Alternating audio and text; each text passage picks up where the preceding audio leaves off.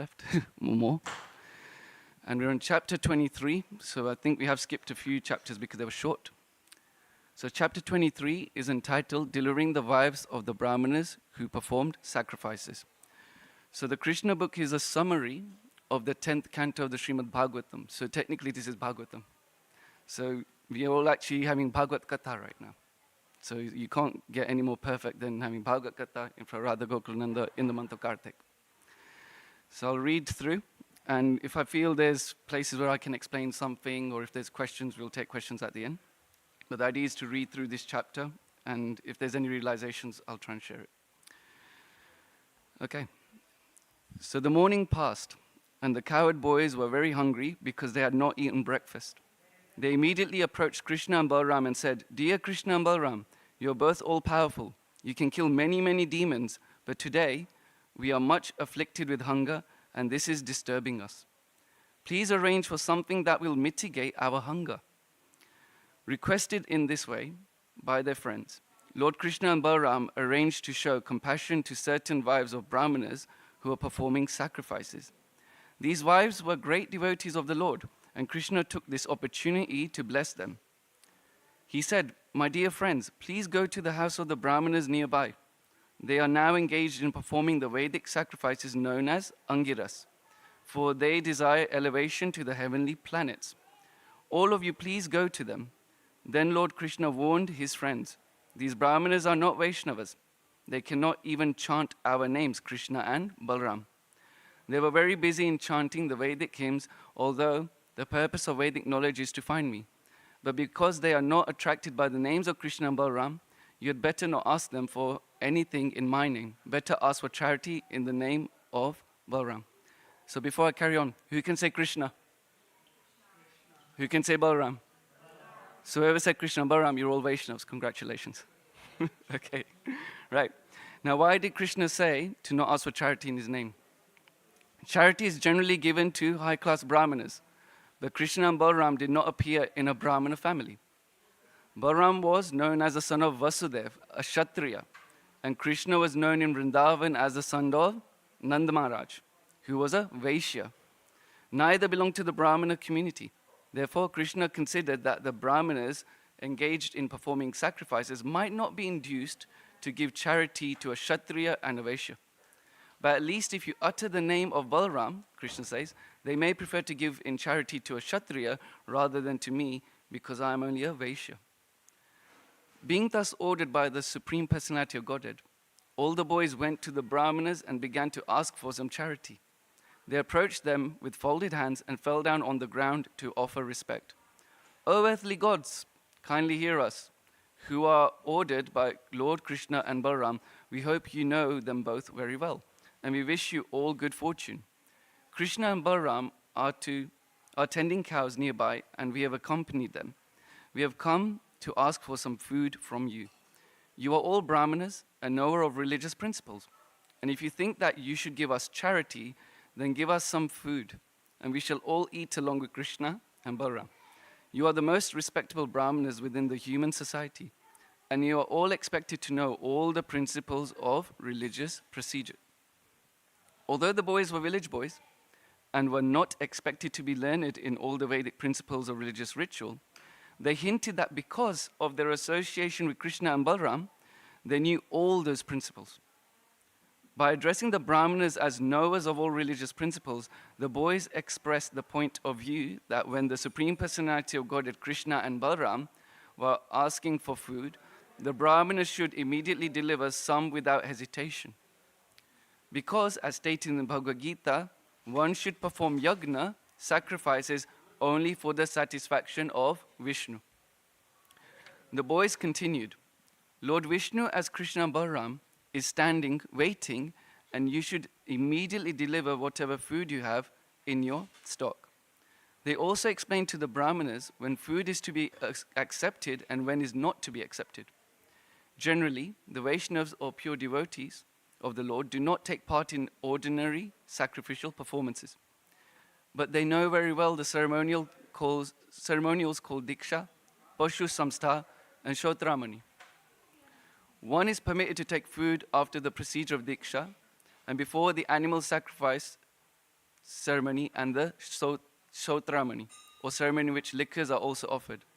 The boys said, "We can take your food at the present stage of your ceremony, for now it will not be prohibited, so you can deliver us the food." So the boys, the cowherd boys, the gopas, they're asking these brahmanas, please can they offer food to Krishna? And these brahmanas are doing sacrifice. But they've forgotten the main point of who they're doing the sacrifice for. Vishnu, which is Krishna and Balaram. So what happens next?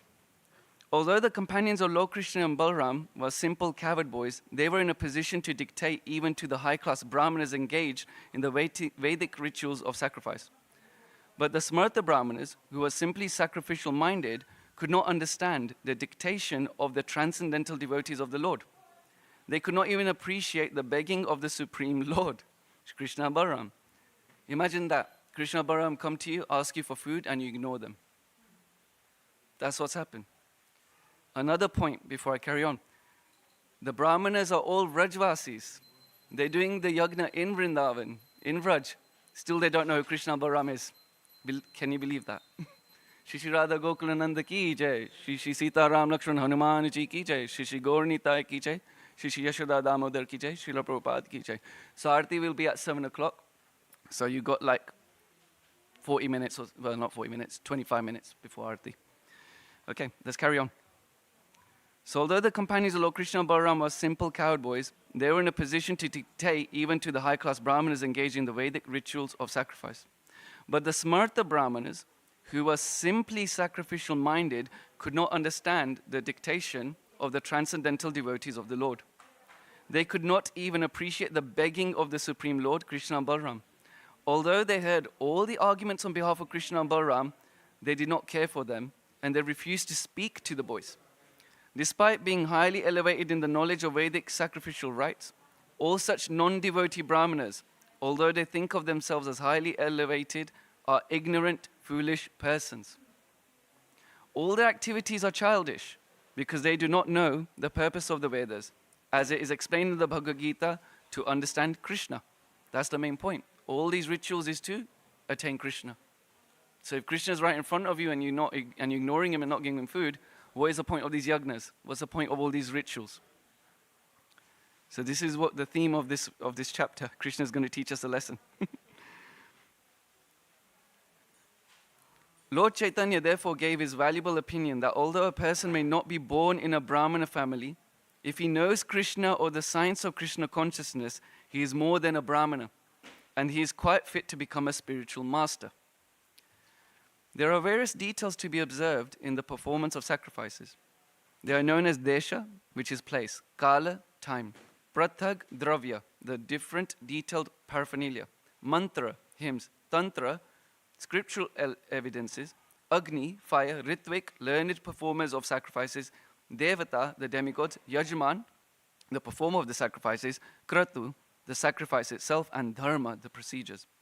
All these are for satisfying Krishna. It is confirmed in the Bhagavad Gita that he is the actual enjoyer of all sacrifices because he is directly the Supreme Personality of Godhead and the Supreme Absolute Truth, beyond the conception or speculation of the material senses. He is present just like an ordinary human boy, but for persons who identify themselves with the body, it is very difficult to understand him. The Brahmanas were very much interested in the comforts of the material body, and in elevation to the higher planetary residences called Swargavas. They were therefore completely unable to understand the position of Krishna. So the Brahmanas are doing yagna to attain heaven, Swarg. But Swarg, technically, whilst it's above our planet, is also a temporary place. So what's the point of doing yagnas for something temporary when you're going to come back? So this is another lesson we're learning from here. When the boys saw that the Brahmanas would not reply to them, even with a simple yes or no, they become very disappointed. They then returned to Lord Krishna and Balaram and explained everything that had happened. After hearing their statements, the Supreme Personality of God had smiled. He told them that they should not be sorry for being refused by the Brahmanas, because that is the way of begging. He convinced them that one who is engaged in collecting or begging should not think that he will be successful everywhere. He may be unsuccessful in some places, but that should not be cause for disappointment. Krishna then asked all the boys to go again, but this time to the wives of those Brahmanas. engaged in the sacrifices. He also informed them that these wives are actually great devotees. They are always absorbed in thinking of us. Go there and ask for some food in my name and the name of Balram, and I'm sure they will deliver you as much food as you desire. So Krishna and Balram, I'm going to skip a paragraph, but I'll summarize it. Krishna and Balram ordered the cowherd boys go to the wives of the Brahmanas, and they're actually devotees of Krishna. So they went, they reached the Brahmanas' wives at their homes, and the wives were beautifully decorated, and the boys offered them obeisances. And then the boys then basically asked them and said, "Dear mother, please accept our humble obeisances and hear our statement. May we inform you that Lord Krishna and Balram are nearby. They have come here with cows, and you may know that also that we have come here under their instructions. All of us are very hungry. Therefore, we have come to you for some food. Please give us something to eat for Krishna, Balram, and ourselves." Immediately upon hearing this, the wives of the Brahmanas became anxious for Krishna and Balram. These reactions were spontaneous. They did not have to be convinced of the importance of Krishna and Balram. Immediately upon hearing their names, they became very eager to see them. Being advanced by thinking of Krishna constantly, they were performing the greatest form of mystic meditation. All the wives then became very busily engaged in filling up different pots with nice food. Due to the performance of the sacrifice, the various foods were all very palatable. After collecting a feast, they prepared to go to Krishna, their most beloved object, exactly in the way rivers flow to the sea. For a long time, the wives had been eager to see Krishna. However, when they were preparing to leave home to go see him, their husbands, fathers, sons, and relatives asked them not to go. But the wives did not comply. When a devotee is called by the attraction of Krishna, he does not care for bodily ties.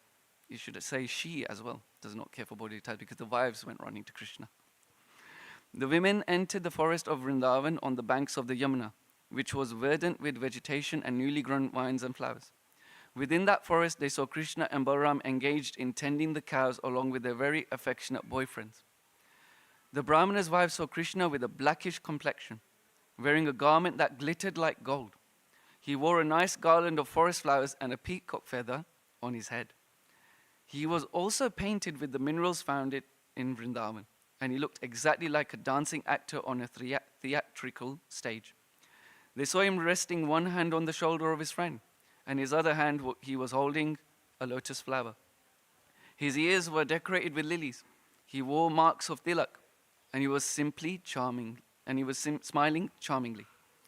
With their very eyes, the wives of the Brahmanas saw the Supreme Personality of Godhead, of whom they had heard so much, who was so dear to them, and in whom their minds were always absorbed.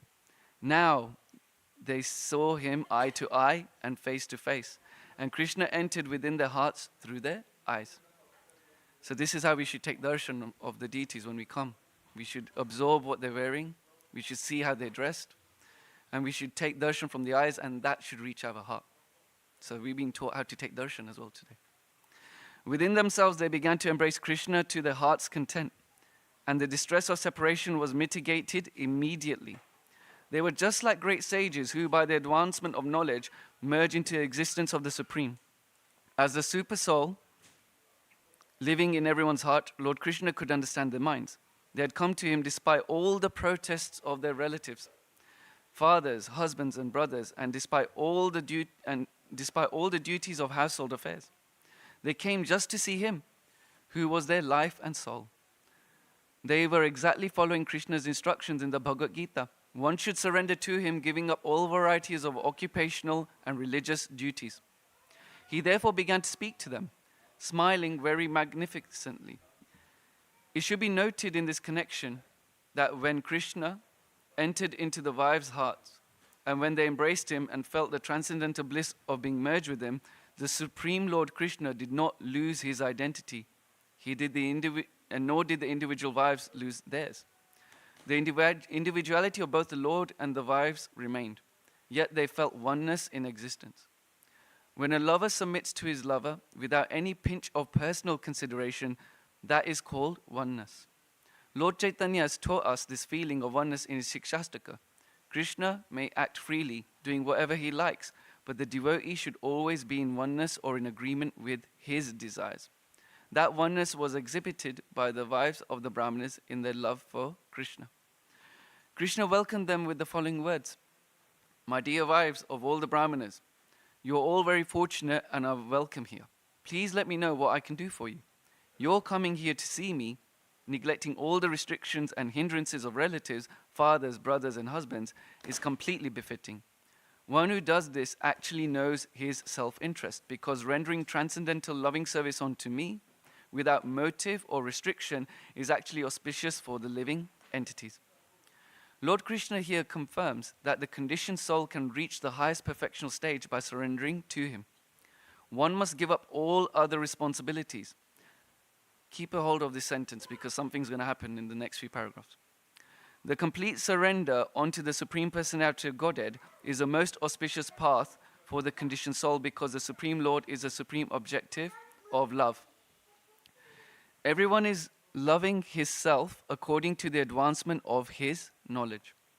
Ultimately, when a person comes to understand that his self is the spirit soul and that the spirit soul is nothing but a part and parcel of the Supreme Lord, he recognizes the Supreme Lord as the ultimate goal of love and then surrenders onto him.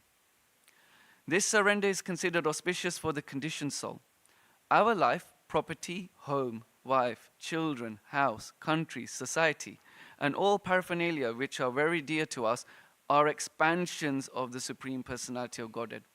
He is the central object of love because he gives us all bliss, expanding himself in so many ways according to our different situations, namely bodily, mental, or spiritual. My dear wives of the Brahmanas, Krishna said, you can now return to your homes, engage yourselves in sacrificial activities and in the service of your husbands and household affairs, so that your husbands will be pleased with you, and the sacrifice which they have begun will be properly executed. After all, your husbands are householders, and without your help now, how can they execute these prescribed duties? So, going back to that sentence I pointed out, that Krishna is basically saying surrender everything and give up everything. But then now Krishna is telling them to go home and carry on with their duties. Why? The wives of the Brahmanas replied, "Dear Lord, this sort of instruction does not befit you. Your eternal promise is that you will always protect your devotees, and now you must fulfill that promise. Anyone who comes and surrenders onto you never goes back to the conditioned life of material existence. We expect that you will now fulfill your promise. We have surrendered onto your lotus feet, which are covered by tulsi leaves. So we have no desires to give up that shelter of your lotus feet and return to the company of our so-called relatives, friends, and society. And what shall we do if we return home?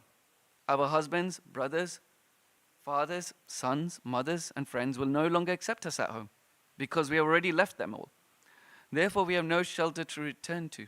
Please, therefore, do not ask us to return home, but arrange for our stay under your lotus feet, so that we can eternally live under your protection." So the wives of the Brahmanas are saying that we're not going to leave you, we're going to be rejected. You told us to surrender everything and we've done that. So why should we go back?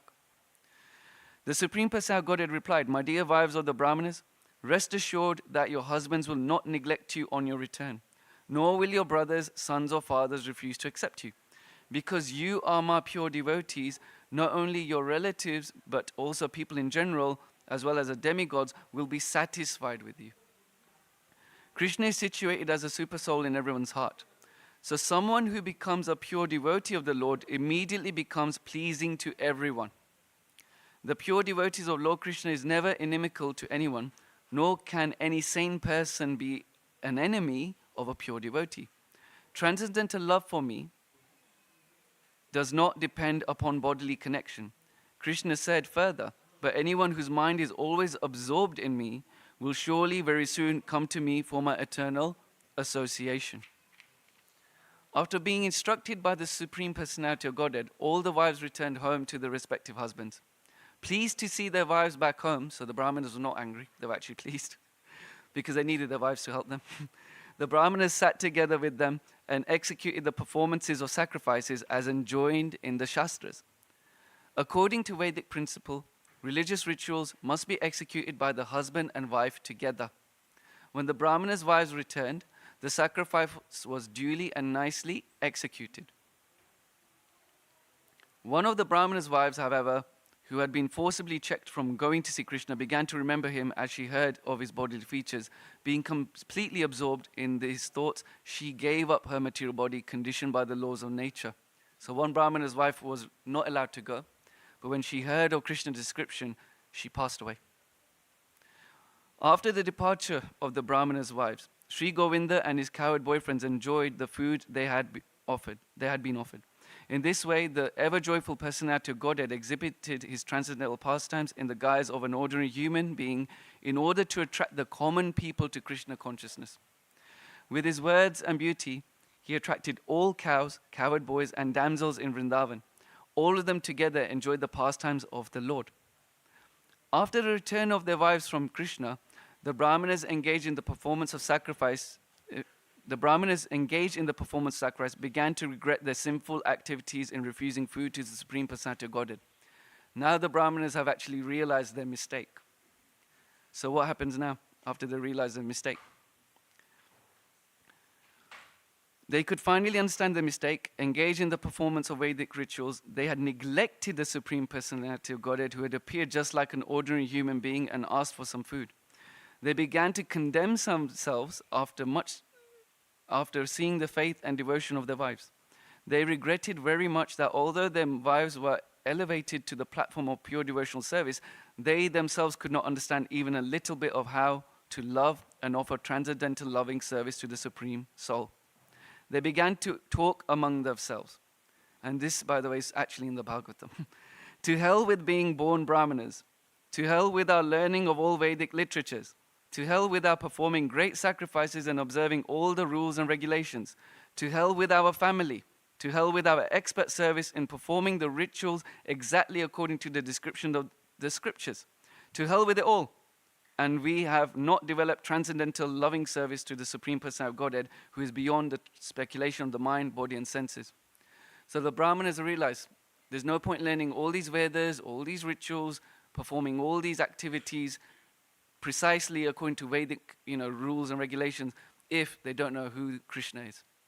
And if they don't know that the whole point of all these rituals is to attain Krishna. The learned Brahmanas, expert in Vedic ritualistic performances, were properly regretful, because if one does not develop Krishna consciousness, all discharge of religious duties is simply a waste of time and energy. They continue to talk among themselves. The external energy of Krishna is so strong that it can create illusion to overcome even the greatest mystic yogi. Although we are expert Brahmanas, or considered to be the teachers of all sections of human society, we also have been illusioned by the external energy.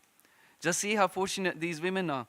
They have so devotedly dedicated their lives to the Supreme Personality of God, Krishna, that they easily did what is ordinarily so difficult. They gave up their family connections, which are just like a dark well for the continuation of material miseries. Women in general, being very simple at heart, can very easily take to Krishna consciousness. And when they develop love for Krishna, they can easily get liberation from the clutches of Maya, which are very difficult for even so-called intelligent and learned men to surpass.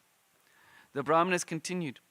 According to Vedic injunction, women are not allowed to undergo the purificatory process of initiation by the sacred thread, nor are they allowed to live as brahmacharinis in the ashrams of the spiritual master, nor are they advised to undergo the strict disciplinary procedures, nor are they very expert in discussing the philosophy of self-realization. And by nature, they are not very pure, nor are they very much attached to auspicious activities. Therefore, how wonderful is it that these women have developed transcendental love for Krishna, the Lord of all mystic yogis. They have surpassed all of us in firm faith and devotion unto Krishna. Although we are considered to be masters of purificatory processes, we did not actually know what their goal is, because we are too much attached to the materialistic way of life. Even though we were reminded of Krishna Balaram, by the cowherd boys, we disregarded them. We now think that the Supreme Personality of Godhead simply played a trick of mercy on us by sending his friends to beg food from us. Otherwise, he had no need to send them. He could have satisfied their hunger then and there just by willing to do so. If someone denies the self-sufficiency of Krishna on hearing that he was tended tending the cows for his livelihood, or if someone doubts his not being in need of the food, thinking that he was actually hungry, then such a person should understand that the goddess of fortune is always engaged in his service. In that way, the goddess can break her faulty habits of restlessness. In Vedic literatures like the Brahma Samhita, it is stated that Krishna is served in his abode with great respect by not only one goddess of fortune, but many thousands. Therefore, it's simply illusion for one to think that Krishna begged food from the Brahmanas. It was actually a trick to show them mercy by teaching them that they should accept him in pure devotional service instead of engaging in ritualistic ceremonies. The Vedic ceremonial paraphernalia, the suitable place, the suitable time, the different grades of articles performing the ritualistic ceremonies, the Vedic hymns, the process of sacrifices, the priest who is able to perform the sacrifice, the fire, the demigods, the performer of the sacrifice, and the religious principles are all meant for understanding Krishna. For Krishna is the Supreme Personality of Godhead. He is the Supreme Lord Vishnu and the Lord of all mystic yogis. I can quickly finish this paragraph. Because he has appeared as a child in the dynasty of the Yadus, we were so foolish that we could not understand that he is the Supreme Personality of Godhead. The Brahmana said, but on the other hand, we are very proud because we have such exalted wives who have developed pure transcendental service of the Lord without being shackled by our rigid opposition.